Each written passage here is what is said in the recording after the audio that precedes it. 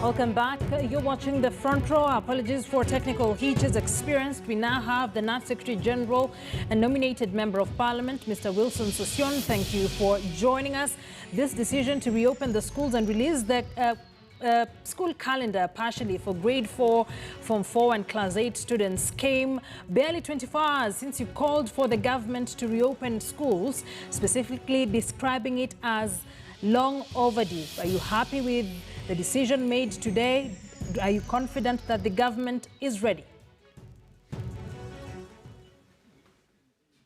Yesterday, during the World Teachers' Day, we made a very clear demand to the Minister of Education to release the school term calendar, and everyone should know teachers went back to school and resumed duties 1 week ago. This is their second week, and this is well within the World Health Organization and UNESCO protocols. But the requirement in reopening of schools after the COVID is that teachers must be in school 2 weeks prior to prepare for safe reopening. It's not just preparation, it is preparation for safe reopening of schools. And for us yesterday on the 5th of October, 1 week down the line, teachers have been in schools and they were expected to prepare even teaching preparation, the schemes of work and the rest. And that you cannot do it unless you know the school calendar. Now that the school calendar is clear for almost the entire year up to next year, then teachers can prepare both in terms of lesson preparation and the schemes of work. But majorly, why teachers had to go back was to prepare for safe reopening, to assess the school in terms of availability of clean running water and availability of sanitizers and the general preparation of the school to comply with the COVID-19 regulations. And you've asked whether I'm happy. Indeed, I'm very happy. This is what we agreed during the stakeholders meeting and the COVID-19 committee, as advised by health experts, that then the curve was flattening and the positivity rate of below 5% had been reported, and therefore we had met the threshold for schools to resume. Our background analysis by teachers all over Africa, not only here in Kenya, is that the closure of schools has badly affected learners across the continent. We have seen gender-related violent cases, we've seen pregnancies surging, and we have seen data that even these children are not at home and they're not in school, they're engaged in different activities, and really parents cannot control these children at home, and they've been away for 7 months. 7 months is far too long, and we've come to a conclusion across Africa, and that is a maxim of all the teachers, that children are safer in school than at home.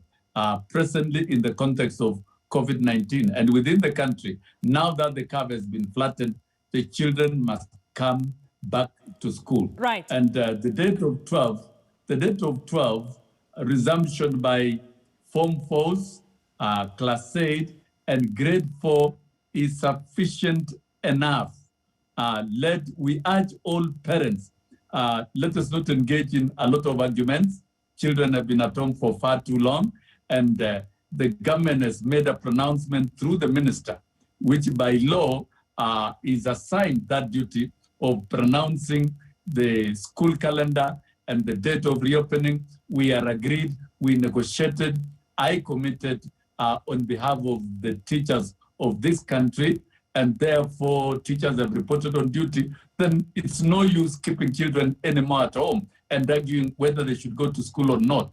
We urge all parents and Kenyans, citizenry and leadership to cooperate and ensure that all the grade 4, class 8 and Form 4 children report, all of them, without any one of them being left behind on the 12th. And this will enable teachers to deal with these particular classes, to test and check whether the the COVID protocols are sufficiently in place, and what needs to be adjusted shall be adjusted. Right. And You mentioned that should allow the ministry to announce the reopening for the rest of the learners. We'll need all the learners back in school. You've seen it's going to be a very intensive term, right, because it's 11 weeks to finish term 2 and another 11 weeks to finish term 3 of 2020 into January. There will only be a break of 1 week. What it tells us is that it is going to be a crash and intensive program that calls for innovation by teachers to catch up for the lost time, the lost weeks. Mr. Sossion, I'd like to cut you short. I'd like to cut you short, Mr. Sossion. In our strategy. Mr. Sossion, I'd like to cut you short. I'm not sure you can hear me, but I'd like to cut you short real quick. You have addressed a major question that almost all parents have been asking since the news broke that finally there is some semblance of resumption of school, and that is whether 6 days is enough to sufficiently prepare. We have been living in very tough economic times. Some talk of having to relocate to the villages. Some talk of they have no finances to get their students back to school. So when you say 6 days is sufficient time, 6 days is sufficient time for who, Mr. Sossion? It is sufficient time for the learners, and the minister has made a pronouncement. We cannot waste any more time. As I've stated, teachers will have to work extra to recover the lost time. And if we are going to recover the lost time, we cannot procrastinate on whether 6 days is enough, whether 2 weeks is enough, whether 3 weeks is enough. I think this is inviting unnecessary controversies in this.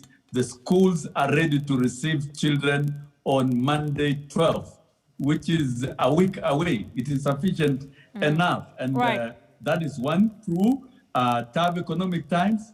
Indeed, it is true, it is tough, but it's no reason to retain children back at home. And free finances, the basic requirement for all the learners as per the Constitution is that education is free, and basically tuition is fully paid for by the government. And the most important thing that Kenyans should know, there have been arguments that we don't want learners to repeat. And therefore, to ensure that learners do not repeat and lose their valuable time is to work through an intensive crash program through this calendar that has been designed by the minister. And as you can see, children will only be home for 1 week for Christmas. Okay. And then Another they will resume. for you. And the national exams will be taken in the month of March and concluded the month of April. That means Form 1s from the cohort of 2020 will report to schools in the month of May. And all learners and all classes will be promoted to the next level in the month of May. And by the end of the year 2021, we shall have recovered and normalized the calendar. Okay. And another fundamental question. Another fundamental question. April next year. After April next year, the current Form 4 candidates will be able to join the universities. And therefore, we shall ensure transition, smooth transition to the next levels of learning. And therefore, we cannot waste time at this moment talking about whether parents are ready. It's not parents attending classes. The learners are available, and this pronouncement has been made. Teachers have been in school. Then what reasons do you have keeping learners at home? Let us stop this debate. I'd really like to take this to the other. I'd really like to take this to the other panelists, because I know they have a lot of responses on some of the things you talk about. There was a question that was raised before you joined us, and that is the funding question. As a member of Parliament and the General Secretary of the Kenya National Union of Teachers, a major stakeholder in the education sector, has the government provided an appropriate plan and appropriate funding for this venture of resumption of schools in terms of infrastructure, in terms of resources allocated to various schools to ensure that they are in line with COVID-19 protocols? Could you confirm that for us? I think you've put a lot of adjectives and a lot of description. The issue here is that schools must resume. And the line funding that we've urged the ministry to release with immediate effect is the capitation, the non-capitation that is allocated, the 50% for the first term, which the minister confirmed had been released to all schools before schools closed, and then the 30% for second term.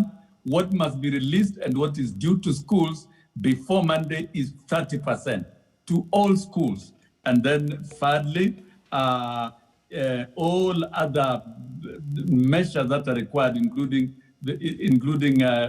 availing water and sanitizers, shall then be procured by schools. And that is the more reason why teachers have gone back to schools. The boards of management have been given instructions because they have power to procure the guidelines on the safety measures of schools. Those they'll be able to discuss, and then definitely through all this capitation that we really wish, we really insist that they must be released by Monday. All these measures should be able to be put in place. And if there are other issues, of course, we've recommended and we urge government that when schools will require what we call stimulus funding to cushion the protocol measures and implementation of programs in the environment of COVID-19. That indeed is within knowledge of government. But as it is at the moment, from our negotiations and engagement, schools must resume. And all other challenges that come with reopening shall be dealt with. Of course, there are various guidelines. There will be more healthcare surveillance and caring of children than even normal teaching. So teachers will have to do more, and schools will have to be linked with the nearest health facilities. Right. Learners will have to be monitored, and the temperatures taken every morning together with the teachers. They must put on masks, and the issue of social distance that has been talked about. It is going to be impossible to achieve. I'd now like to bring in, Janet Modone. Generally, by and large, the readiness of schools depends on each individual school. Okay. And that is fair why enough, all Mr. these Sossion. guidelines... Let's have the other panelists contribute, please. Let's have the other panelists contribute. Janet, you really raised up the question of funding, and Mr. Sossion says that really won't be a major problem, even from their negotiations. What do you have to say about that, in response to that, and the duration of 6 days to have parents and learners prepare to go back to school? Janet. It's a little bit disturbing tonight to listen to Honorable Sossion and to really wonder where the Sossion that we knew went to, because the Sossion that we knew about could not have allowed schools to open without the money. Tonight he's making excuses and excusing the government that the government has to open schools. The funding will come later. Tonight, Honorable Sossion is telling us that teachers have been in schools buying sanitizers, and I don't know what else. I don't know which budget they were using because money has not yet been sent to schools. And I think it's really not fair to say that 6 days is enough notice for parents to prepare. That notwithstanding the fact that I have been in the front line to say, let us open schools. What was difficult in the cabinet secretary saying this last week so that parents prepare? There's a child who is in Mombasa and they have to come to Nairobi. Is Sossion telling us that children will walk to school even without fare, even without any other money? What we are saying is that yes, schools will open, but it is not polite, it is not good conduct on the part of the Ministry of Education to act, just because they're the ones that own the monopoly of deciding when schools will open. They wake up tonight and they tell parents it is tomorrow. It is not fair. It is not polite. That is not how in the 21st century you deal with your stakeholders. What was difficult in the cabinet secretary saying this last week so that parents at least have 2 weeks? At least Sossion is saying the teachers have been well prepared. They have been in school for a weekend. That is why he doesn't have a complaint. But I think what we want to appreciate is that in this country, I mean, the problems are different for different people. Right. And what tonight I want to ask Sossion, happy he is in the committee that was looking at reopening of schools. If he's telling us that tonight parents are not going to be charged anything by the time they open school on Monday, I have got no issue. But the issue is this same government that told us that they have considered 2020 year wasted. It is the same government that has said we are beginning at term 2. The reality that I want parents to prepare about is every parent will be hit with a fee structure, and that is the elephant in the room. And that is why you hear parents grumbling. No parent, a candidate parent for that matter, want their child to stay at home. But what are we saying? We are saying that it is not fair to just imagine that parents were just waiting for your announcement. It is fair for the Ministry of Education to recognize and appreciate the different circumstances that different parents are dealing with. Okay. And two, it is also not polite for the minister to just say that the schools are opening without accompanying that with a statement about funding. Can he tell parents how much are secondary schools going to be charging? How much are primary schools going to be charging? Can he pronounce himself that a child is just waking up, showering, putting on uniform, and going to school? But he's quiet, he's silent, and then all this burden will be thrown to the parent. That is what has been happening in this country, and Sossion has been around when we have been running all over the place about school fees. Right. So we cannot really sit here and just imagine that just because parents are raising a few issues, they are opposed to opening of schools. No parent is comfortable having a child at home. But what we are saying, can we be systematic about this? Can we look like we are sensitive about other people's needs, other people's feelings, other people's role, even in the education sector? Is Sossion aware that there are schools that are closed permanently? Private schools closed down, so you give them 6 days and children show up there. In short, Sossion's committee and the cabinet secretary have not been very fair in dealing with parents. I'd like in terms to bring in preparation. Everybody needs to psychologically and financially prepare. Thank you. I'd like to now bring in Ndungu. You are listening very keenly.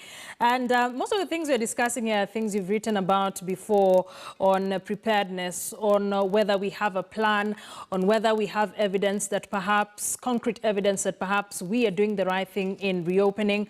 What are your thoughts on some of the things that have been raised by both Mr. Sossion and Ms. Muthoni?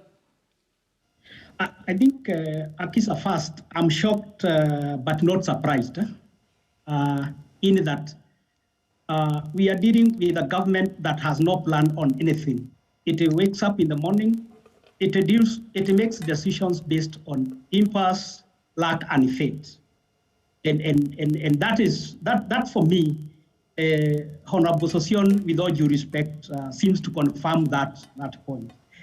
And when you look across Africa, and I have said this and written about this so many times, is that each government had a very systematic and well-planned process of returning back to school. In fact, countries that started opening schools towards June and July had put in place sufficient measures 1 month in advance. And they made sure every school, if that school has not met the prerequisite health and safety measures, the government took responsibility of making sure that the children who were schooling in that particular school were made to school from the nearest school until their school has met all the conditions. And all those conditions were being fully funded by the government. Let me tell you, I noted there is a problem because I happened to attend the summit of the governors online, and I listened very well to the Cabinet Secretary for Education. When he talked about we are appealing to donors who are participating in this meeting, that we need like 1 billion shillings to buy masks, and I knew we are in a big problem. In fact, to confirm even that, I want you to read the statement of the Cabinet Secretary before the Parliamentary Committee of Education. The Cabinet Secretary talked about they have an agreement with UNICEF, KCB, and another international organization, which he never mentioned. He refused to mention the name, who are providing for all those health measures funding that are the equipment we are talking about. The simple question I'm asking, and this is a question we proposed way back in April, and now we are in a new financial year. Does it mean the Kenya government did not have any iota of a plan on how to budget and finance the education sector response to COVID? I don't want to talk about Sosion as a person, but I want to challenge him as a member of parliament, performing the role of registration, oversight, and appropriation of funds, and him being a key stakeholder in education. Has he ever asked the Ministry of Education where the plan on COVID-19 response is, the budget, supplementary budget to finance education? That's one aspect. The second aspect, I think, is this. Quickly, just take a quick break. Just hold on. We are in an unprecedented time. It is going to be challenging to schools. It is going to be challenging to the parents. When you look across the world, governments are financing between 70 to 80% of the entire education budget. So that because parents were completely devastated by COVID, parents don't have money. In fact, let me tell you this, and Kenyans can bear me witness. What has just happened today happened to the students who are reporting in the universities and colleges. They were ambushed last week. They reported yesterday. I can tell you this for free. I was in Kabete Technical today, which is, and I can tell you this. There are very few students who have reported. Those who have reported have just reported to come and confirm because they don't have anything. Their parents are struggling even to look for space for them. Further, let me tell you this, and Janet talked about this. Millions of kids in this country are in rural schools. Even those in Nairobi and other urban centers are actually in very crowded schools. Right. The question is this: are we not making an education inequality even worse than where we were? Okay, and I'd like us to take a short commercial break. Ndungu, thank you for those submissions. You've raised some questions to Honorable Sosion, so we'll have him respond to those questions when we get back from the break, as well as see what Kenyans are saying on our social platforms. You're watching The Front Row. Stay with us.